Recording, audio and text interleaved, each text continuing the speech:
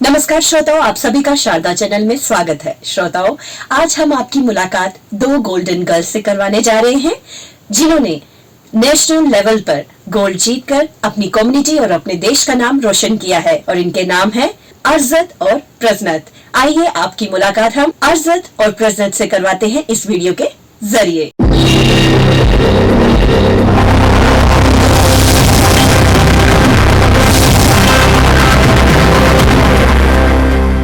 नमस्कार श्रोताओ, तशबाजार radio Sharda number 4 FM आज सानिस studios में बड़े शानदार बच्ची जांच यह नाम अर्जत प्रजनत नाम से आज तक बात श्रोताओं के यह नाम यीता संघर्ष तो तुम बच्ची कसा सुंदर आसन तुम बच्ची कसा लायक आसन। बिल्कुल श्रोताओ, यम तीन बच्चे यही तरीके यानी 720 वुशो कॉम्पिटिशंस में गोल्ड मेडल हासिल कर। आज हम स्टूडियोस में आमंत्रित करने से करो यही सफर मुतलिक क्या कथबात। स्वागत है तुम दशवनी सलिस रेडियो स्टेशन पे। धन्यवाद। हम आपके रेडियो स्टेशन का बहुत ही धन्यवाद करना चाहते हैं कि उन्होंने हमें यहाँ पे बुलाया, हमें इस लायक समझा कि यहाँ पे हम कुछ बोल सके। थैंक यू बेटी, आप लोग इस लायक है तभी आपको इतने प्यार से आपको यहाँ पे बुलाया गया। तो सबसे पहले आप हमारे श्रोताओं को अपना इंट्रोडक्शन दें, अपना नाम, अपनी एज और थोड़ा सा अगर आपको आइडिया हो, अंदाजा हो या पता हो कि कश्मीर में आपके पेरेंट्स कहाँ पे रहते थे, उस जगह के बारे में आप कितना कुछ जानते हैं। मैं चुनाव अर्जत फंगू और मैं 14 साल की हूँ। मेरा नाम रजनत है और मैं 11 साल की हूँ। हमारे दादाजी और हमारे पिताजी वो कश्मीर में त्रापरपोरा शोपियान में रहते थे और वहाँ पे ही छोटा सा गांव है, वहाँ पे ही रहते थे। तो ये तो बोला अर्जत ने। प्रजत, क्या आपको कश्मीर के बारे में कुछ थोड़ा? जी बिल्कुल पता है। जी बिल्कुल पता है। जो हमारे जो दादाजी हैं वो कश्मीर में अभी भी उनका एक घर है जो कि गांव त्रापरपोरा में है और हम वहाँ ही पहले रहते थे, लेकिन गेम के इस मामले में हमें जम्मू आना पड़ा। वहाँ पे हमें फैसिलिटीज नहीं थी, इसलिए हम जम्मू आए। तो जैसा कि बोला जाता है कि कश्मीर स्वर्ग है, हमें भी वहाँ पे ऐसे जाके लगता है कि हाँ वो सच में स्वर्ग है। तो आप लोग कश्मीर में रहे हैं? जी, हम 2021 में हमने कश्मीर शिफ्ट किया था और कुछ देर वहाँ पे पुलवामा हाल कॉलोनी जो थी हम वहाँ पे रहे थे। उसके बाद हमारे डैड जी महाल का ट्रांसफर श्रीनगर हो गया और वहाँ पे फिर हम शिफ्ट हो गए और वहां से ही हमने अपनी गेम शुरू की। और वहाँ पे जब पहले हमें पता है कि 2020 से कोविड स्टार्ट हुआ था, तो इस कोविड के दौरान हमारी जो मम्मा थे वो हमें स्ट्रगल करके हम स्टेडियम जाते थे और वहां से वापस आते थे। तो ऐसे स्ट्रगल्स का सामना करके आज हम इस मुकाम पर हैं। ये तो रही कश्मीर की बात की कश्मीर के बारे में आप थोड़ा बहुत तो जानते ही हैं। अब मुझे आप दोनों ये बताएं कि इस गेम को अपनाने का, इसमें आगे बढ़ने का आपका मोटिवेशन क्या था? हमारी सबसे बड़ी मोटिवेशन तो श्री कुलदीप फंडू सर जी महाराज है, जो कि द्रोणाचार्य अवार्डी हैं JNK के national chief coach of India wushu में। तो उस टाइम पे ही उन्हें 2021 की बात है जब हमने उन्हीं को देख के हमने गेम स्टार्ट की। उन्हीं से हम इंस्पायर हुए कि हम गेम स्टार्ट करें अपनी, और तभी हमने गेम स्टार्ट की। उस टाइम में रिसेंटली द्रोणाचार्य अवार्डी मिला था, वो JNK के अकेले द्रोणाचार्य अवार्डी है। बहुत अच्छे। तो क्या प्रजत में ऐसा बोलूं कि आप अपनी सिस्टर से प्रेरित हुए? नहीं, हम दोनों ने एक साथ ही गेम स्टार्ट की थी। बहुत अच्छे। अर्जत और प्रजत, आप लोग मुझे ये बताएं कि आप लोगों की एज क्या थी उस टाइम जब से आपने ये अपना गेम शुरू किया वो शो में? मेरी एज 10 इयर्स थी, मैं 10 साल की थी। और मैं 7 साल की थी। बहुत अच्छे। और आपने शुरू कहाँ से किया? आपने? हमने कश्मीर के श्रीनगर से खादिमिल ग्राउंड था एक श्रीनगर में, वहां पे ही स्टार्ट किया था। ठीक है। क्या उस टाइम आपके पास वहाँ पे फैसिलिटीज थी वैसे कि आप ये सब इसको एज अ करियर अपना समझ के इसमें अपनी डेडिकेशन दिखाया?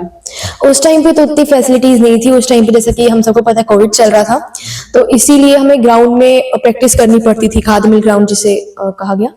तो उसके बाद हम वहाँ पे शिफ्ट हुए, हमारा स्टेडियम बख्शी स्टेडियम, वहाँ पे शिफ्ट हुए। वहाँ पे बहुत फैसिलिटीज थी, उतनी ज्यादा भी नहीं उतनी कम भी नहीं, ठीक थी। उसके बाद ही एक्चुअली में वुशु में 2 पार्ट्स होते हैं, एक सांचो एक ताउलू। सांचो में 3 गेम्स का मिक्सचर है, जूडो, टेक्वांडो और बॉक्सिंग। तो वो और ताउलू जो कि हम दोनों करते हैं। तो ताउलू का उस टाइम पे श्रीनगर में कोई कोच नहीं था, तो कोच हमारे जो हैं मिस्टर शेर बहादुर सर, वो पटियाला से आए हैं, हमें यहाँ पे ट्रेनिंग करवाते हैं। तो उसी वजह से फिर हमें 2022 में हम यहाँ पे शिफ्ट हुए। 2021 में हमने नेशनल खेला था रांची झारखंड में, उसमें इसका प्रजनत का एक ब्रॉन्ज मेडल आया था। ठीक है, ये आप लोगों ने बोला कि आपका गेम का ये जो जर्नी कहाँ से शुरू हुई, जी। तो इस जर्नी में अभी तक आप लोगों के क्या क्या अचीवमेंट्स रही अभी तक आपकी इस गेम में? अभी तक हमारी, जैसे दीदी ने कहा कि रांची नेशनल में मेरा एक ब्रॉन्ज मेडल था ग्रुप इवेंट में। तो उसके बाद हमारी मंडी नेशनल हुई थी, जहां हम मेरे 2 ब्रॉन्ज थे और दीदी के भी 2 ब्रॉन्ज थे। तो उसके बाद हमने जम्मू नेशनल खेली, जिसमें कि मेरे 2 गोल्ड और 1 सिल्वर था और दीदी के 3 गोल्ड थे। उसके बाद अभी जो रिसेंटली नेशनल हुआ तरन तारण में, उसमें मेरा 1 ब्रॉन्ज और 1 सिल्वर था और दीदी का 1 गोल्ड और 2 सिल्वर थे। हमने टोटल 5 नेशनल खेली हुई है। बहुत अच्छे, आपने इतना कुछ गिनवाया कि मैं याद भी रख पाऊंगी, तो इसलिए आप मुझे एक करके बता दीजिए कितने नेशनल्स खेले हैं आपने, कितने कॉम्पिटिशन्स खेले हुए हैं आपने, और दोनों के कितने कितने मेडल्स हैं? हम दोनों ने 5 नेशनल खेली हुई है, और इसके तो एक नेशनल को छोड़ के इसके सब में मेडल है, और मेरे 2 नेशनल को छोड़ के मेरे सब में मेडल है। बहुत अच्छे। जी, तो प्रजत के कितने गोल्ड मेडल्स हैं अभी तक के? मेरे 3 गोल्ड मेडल है। बहुत अच्छे। और अज्जत के? मेरे 4 गोल्ड मेडल है। अच्छा, ये तो हुआ कि आपका गेम के लिए आपका इंटरेस्ट कहाँ से बना वो सब। तो इस गेम के बारे में और क्या जानते हैं आप, मतलब गेम कहाँ से आए, क्या गेम की हिस्ट्री का पता है आपको, गेम का एक्चुअल गेम है क्या, और गेम की हिस्ट्री क्या है, क्या आप इसके बारे में जानते हैं? जी, हम बिल्कुल जानते हैं। इंडियन के एक सेंट थे, सेंट नहीं राजा होंगे, लेकिन वो बाद में सेंट बने थे। शॉर्ट में बोल देना। जी, उनका नाम बोधिधर्मन था। वो इंडिया के थे। उन्होंने मार्शल आर्ट बोला कि मैं इंडिया में सिखाऊंगा, लेकिन उनको किसी ने माना ही नहीं इंडिया में। तो वो उनकी मां ने उन्हें चाइना भेजा। चाइना में एक महामारी चल रही थी, तो उन्होंने अपने मार्शल आर्ट से, अपने जो ज्ञान था उनके पास, उनसे उन चाइना के वासियों को ठीक किया। तो उसके बाद उन्होंने बोधिधर्मन से कहा कि आप भी हमें ये विद्या सिखाइए। तो उस मार्शल आर्ट को, जो आज तक और मॉडिफाइड हुआ है, उसे आज वुशु का भी नाम दिया जाता है। और बाकी जैसे टेक्वांडो, कराटे भी है, वो भी उसी में से जन्मे हैं। हर गेम के कुछ अपने रूल्स होते हैं, कुछ रेगुलेशंस होते हैं। तो इस गेम के अपने रूल्स क्या है, इसका डिसिप्लिन क्या है, और इसमें सबसे ज्यादा आपका मतलब ध्यान किस चीज के लिए रखना पड़ता है? जी, हमारी गेम, तो पहले हम आपको अपनी गेम के बारे में थोड़ा सा बता देते हैं। जैसे मैंने आपको पहले भी बताया कि इसमें ताउलू और सांशु होता है। तो सांशु तो मैंने आपको बता दिया था कि वो 3 गेम्स का मिक्सचर होता है, टेक्वांडो, बॉक्सिंग और जूडो। ताउलू जो होता है एक डेमोन्स्ट्रेशन टाइप है। इसमें बाला होता है, तलवार, स्वर्ड्स होती हैं। इसमें इवेंट्स होते हैं अलग अलग, बियर हैंड होता है, विद वेपन्स होता है, विद स्वर्ड्स होता है। तो उनमें एक मैं कुछ के नाम डिस्क्राइब कर देती हूँ। एक चनकॉन कहते हैं, ननकॉन होता है, जियांशु, कियांशु, नंदाओ, ननगुन, ऐसे करके नाम्स होते हैं इनके। तो सांशु तो फाइट है सीधे, उसमें पॉइंट्स मिलते हैं, किक्स के पॉइंट्स मिलते हैं, पंचेस के पॉइंट्स मिलते हैं। तो ताउलू जो हम दोनों करते हैं, उसमें हमें यूनिफॉर्म का ध्यान रखना पड़ता है। यूनिफॉर्म की एम्ब्रॉयडरी होती है, उसके जो शूजेस होते हैं वो अलग होते हैं। इन सारी चीजों का ध्यान रखना पड़ता है। एक्सप्रेशंस के पॉइंट्स मिलते हैं हमें। पैर सीधा रहना चाहिए, जो मूवमेंट्स होती है उसमें पैर हमारा बिल्कुल सही से चलना चाहिए। तो उसके हमारे पॉइंट्स होते हैं, और कुछ यही पॉइंट्स का पॉइंट 1, पॉइंट 2 का फर्क रह जाता है हमारे इवेंट के बीच में, कि गोल्ड सिल्वर आ जाता है। अर्जत और प्रजत, आप लोग मुझे ये बताएं कि अभी तक आप बहुत छोटी हैं, अभी जर्नी भी बहुत लंबी नहीं है, बट अभी तक आपकी इस छोटी सी जर्नी में, हम तो विश करेंगे आपकी जर्नी बहुत लंबी हो और हमेशा कामयाब रहे आप लोग। तो इस छोटी सी जर्नी में, अभी तक की जर्नी में, आपके सामने कुछ हार्ड सिचुएशन, कुछ बहुत मुश्किलात होती हैं जी, उनको कैसे आपने फेस किया, क्या क्या मुश्किलात आई अब या क्या क्या ऐसी हर्डल्स आई, फिर उनको कैसे आपने फेस किया? जी, अभी जो रिसेंट नेशनल हुआ था पंजाब में, तो मेरी MCL लिगामेंट इंजरी थी, अभी भी है। तो बट मेरा मन था कि मुझे खेलना है। मैंने अपने दिमाग में मतलब सोच लिया था कि मुझे खेलना है। मुझे बहुत लोगों ने बोला था कि मत खेलो, रहने दो, इंजरी बढ़ जाएगी। उसके बाद मैंने गोल्ड हासिल किया। तो ये इंसान का अपना ही जज्बा होता है जो इंसान को इन हार्श सिचुएशन से बाहर निकालता है। बहुत सारी डिफिकल्ट सिचुएशंस आती है, स्टेडियम जाने के लिए भी डिफिकल्ट सिचुएशंस आती है, कैसे जाना है, किसके साथ जाना है। हमारे मदर फादर, हम तो उनको बहुत थैंक यू करना चाहते हैं कि वो हमारे साथ चलते हैं। आजकल पेरेंट्स भी बच्चों को बोलते हैं कि स्पोर्ट्स के लिए अब कहाँ इतना साथ चलते हैं। तो मैं अपने मदर फादर का बहुत बहुत धन्यवाद करती हूँ कि वो हमारा इतना साथ देते हैं। बहुत अच्छा। और प्रज्वल, आपके साथ कभी ऐसी सिचुएशन जी, आई है हुआ जब आपको था। लगा कि नहीं मैं नहीं खेल सकती या बहुत मुश्किल है जी। खेलना, तो कैसे आपने उस सिचुएशन? जी, एक टाइम था जब मुझे उड़ीसा जाना था। जैसा कि मेरे पास योगा की एक बहुत ही ज़्यादा अच्छी फ्लेक्सिबिलिटी है, तो मेरे को मम्मा सिखाते हैं योगा। तो मेरे को योगा के नेशनल के लिए जाना था KVS की तरफ से। तो उसी टाइम कुछ हार्श सिचुएशन आया था, तो मुझे अकेले जाना था। तो मैं मतलब समझ नहीं पा रही थी कि क्या करूं, लेकिन मैं गई वहां पे और मेरा 6th रैंक आया।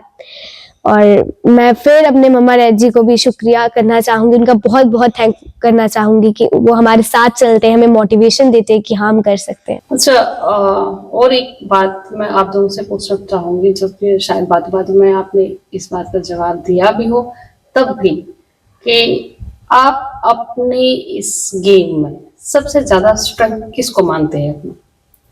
हम श्री कुलदीप हंडू सर जी को ही अपना सब कुछ मानते हैं। मतलब वही हमारी तरफ से करता धरता वही है, उन्हीं का हाथ है पीछे कि हम इतना आगे बढ़ रहे हैं। अभी तो शुरुआत ही है, बिल्कुल, ये तो अभी शुरुआत ही है। अभी तो क्या कहते हैं, वो पिक्चर सफर भी बहुत लंबा है। अभी तो पिक्चर बाकी है। और आप लोगों की स्कूलिंग कहाँ से हो रही है? जी, हमारी स्कूलिंग केंद्रीय विद्यालय नंबर 2 जम्मू कैंट से हो रही है। आप अभी दोनों कौन सी क्लास में हैं? जी, मैं 9th में हूँ। और मैं 6th में हूँ। ये तो आप अपनी स्टडीज को अपनी गेम के साथ कैसे बैलेंस करते हैं? इसके लिए मैं एक श्लोक कहना चाहूंगी। उद्यमेन हि सिद्ध्यन्ति कार्याणि न मनोरथे, नहि सुप्तस्य सिंहस्य प्रविशन्ति मुखे मृगः। इसका अर्थ है कि हमें सिर्फ इच्छा करने से कोई भी चीज प्राप्त नहीं होती, हमें उठकर मेहनत करनी होती है, परिश्रम करना होता है, तब हमें वो चीज प्राप्त होती है। जैसे कि सोए हुए शेर के मुंह में स्वयं हिरन नहीं आता, शेर को भी मेहनत करनी पड़ती है, परिश्रम करना पड़ता है उस हिरन का शिकार करने के लिए। बहुत अच्छा बताया आपने। तो आप जो भी बच्चे आप लोगों को इस टाइम सुन रहे होंगे या सुनेंगे, तो उन्हें ये बताएं कि आपकी दिनचर्या कैसे रहती है अपनी गेम के साथ, अपनी स्टडीज के साथ और अपने बाकी पेरेंट्स या जिसे हम सोशल लाइफ कहते हैं उसके साथ कैसी चलती है? कहाँ से आपका दिन शुरू? जी, सुबह हम 6 बजे उठते हैं क्योंकि हमारी गाड़ी जल्दी आती है थोड़ा स्कूल की। उठ के फ्रेश वगैरह होके पूजा करके, हमारी माँ ने हमें ऐसे संस्कार दिए कि हमें सुबह पूजा करनी है।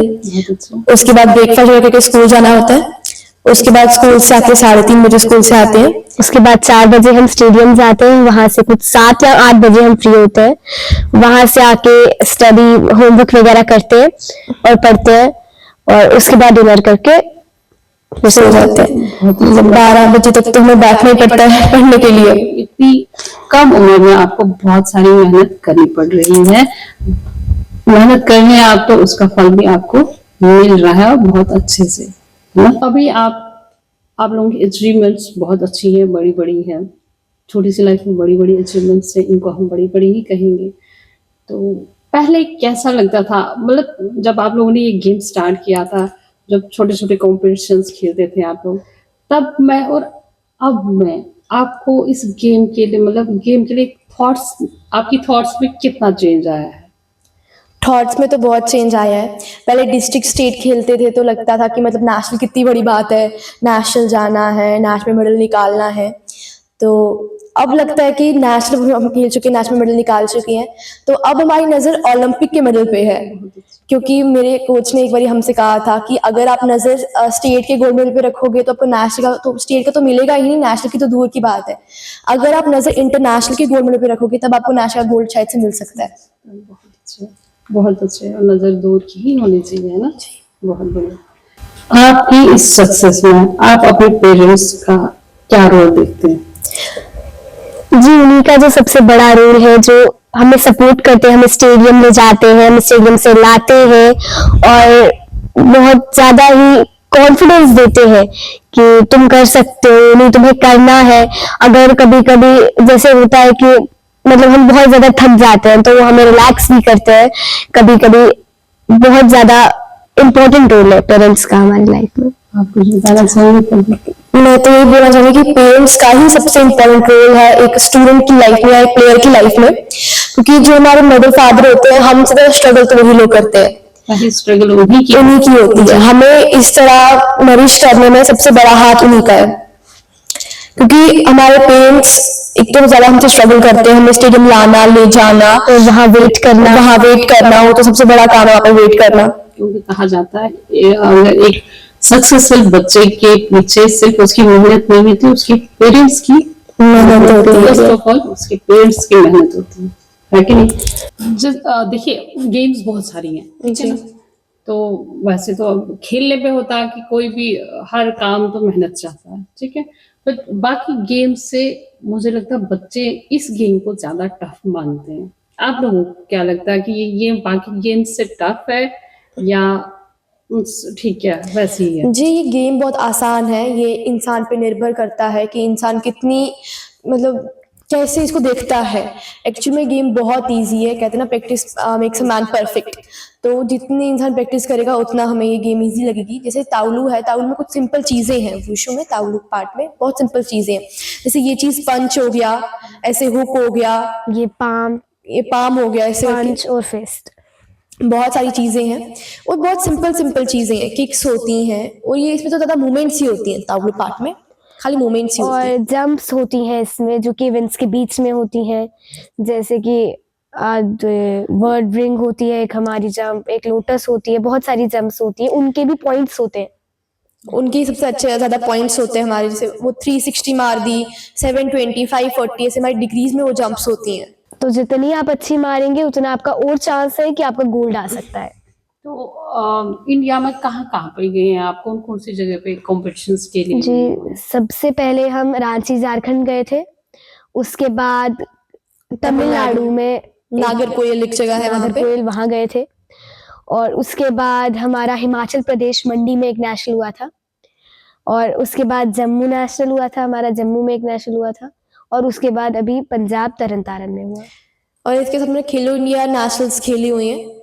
खेलो इंडिया वुमेन्स लीग हुई थी एक, और उसके नॉर्थ जोन हुआ था, और एक नेशनल भी हुआ था, नेशनल जम्मू में ही हुआ था, उसमें मेरा ब्रोंज था। और नॉर्थ जोन देहरादून में हुआ था, देहरादून में मेरा गोल्ड था। और एक कश्मीर में भी हुआ था, जो कश्मीर में हुआ था उसमें मेरा गोल्ड था, और जो देहरादून में हुआ था उसमें मेरा सिल्वर मेडल था। और जो प्रेजेंट आपकी छोटी सी एज का ये सक्सेसफुल सफर तो हमने सुन लिया। तो प्रोग्राम इस प्रोग्राम के लास्ट में मैं आप लोगों से ये पूछना चाहूंगी कि आप हमारे आज के बच्चों को या अपनी एज के बच्चों को क्या सजेस्ट करेंगे कि पढ़ाई के साथ साथ गेम्स में हमारी कितनी रुचि होनी चाहिए? जी देखिए, जो स्पोर्ट्स होता है, कोई भी स्पोर्ट्स हो, वुशु या फिर कोई भी स्पोर्ट्स हो, वो हमारी लाइफ में डिसिप्लिन लेके आता है। और हमारी लाइफ में एक स्टूडेंट की लाइफ हो या एक प्लेयर की लाइफ हो, डिसिप्लिन तो बहुत इंपॉर्टेंट है हमारी लाइफ में। जितना इंसान डिसिप्लिन होगा उतना इंसान सक्सेसफुल होगा। बहुत जरूरी। जी, तो मैं आजकल की यूथ को यही मैसेज देना चाहूंगी कि पढ़ाई लिखाई भी इम्पोर्टेंट है, बट स्पोर्ट्स भी उतना ही इम्पोर्टेंट है, क्योंकि वो आपकी लाइफ को एक डिसिप्लिन वे में ले जाता है। स्पोर्ट्स में आइए, उससे आपकी फिजिकल हेल्थ, मेंटल हेल्थ दोनों ही बहुत फिट रहती है। आजकल के बच्चों को डिप्रेशन बहुत होता है, तो स्पोर्ट्स में आइए, अपना डिप्रेशन कम कीजिए, अपनी मेंटल हेल्थ जो है वो बहुत ही अच्छी हो जाएगी आपकी उससे।